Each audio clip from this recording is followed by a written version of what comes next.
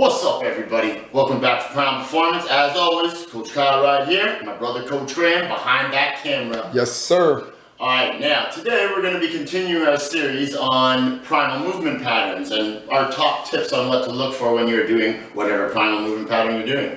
Today we'll be covering the lunge. Now the lunge is a moving exercise where you are moving across the land.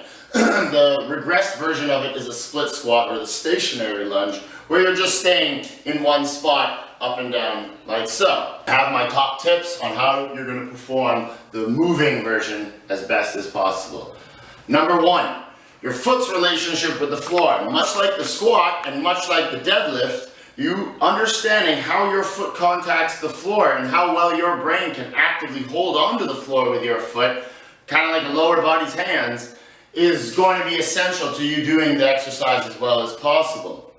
So, as I'm traveling and I'm doing the lunge, I want to be able to know when I step how well my foot is in contact with the floor and how well I can stay in contact with the floor. Number two, no matter where you are in the lunge, whether your both feet are planted, one leg is touching the ground, you're in the transition, the hips should always be parallel with the floor. Or if you can imagine if you had a belt on, that belt being parallel with the floor at all times. So when I step into the lunge and go down, it's parallel. When I'm on one leg, it's still parallel with the floor. Now that's a tricky part of it, because anytime your body is loaded only on one leg, or your base of support is uneven, there is an element of rotation you're going to have to resist. So as I'm here transitioning until that contact is made, all through here, there are elements of rotation that my body has to resist from my core and my glutes to be able to hold my pelvis like so. So again, it's here, stepping into the next one, stepping into the next one, and again, always staying parallel. Number three, from the profile view, in the lunge, again, no matter what the distance your legs are apart, you should be able to maintain a posterior tilt on your pelvis whereby you're keeping the front of the hip flat. So yes, the front leg is the prime mover, but part of keeping your pelvis stable and teaching yourself what the glute complex does to the hips in the exercise, you need to maintain that position as you go down. Too many times people start to go down because of the tightness in their hips. You get into this position on the floor. Yeah, I was going to say move your hand because you can't. And you can see the arch in my back. I can feel that my pelvis is tilted forward versus maintaining this.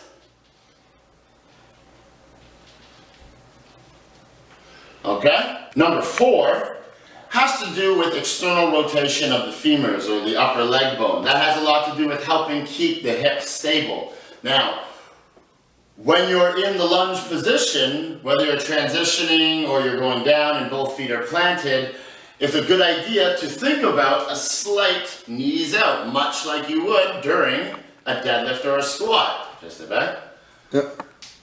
It's a good idea to think of a slight knees out position, much like you would in a deadlift or a squat. Again, it's going to help activate and keep the hips quite stable. So, you're here, and I have some attention to knees out. And it's not just my front leg, it's both legs, even though the front leg is the prime mover of this right now. Now, somebody that Graham works with, Dr. Paul O, has a great cue that goes along with helping keep external rotation constant or active enough, is keeping pressure on your pinky toes throughout the movement.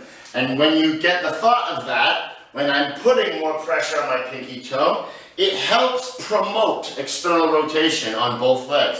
So, shout out to Paulo, and don't forget your external rotation. That's number four. Number five, last but not least, and totally underappreciated cue and understanding is your focal point. Balance is challenging enough. Every exercise is a balancing act. I don't care if it's a bicep curl, a squat, a lunge, they are all a form of a balancing act.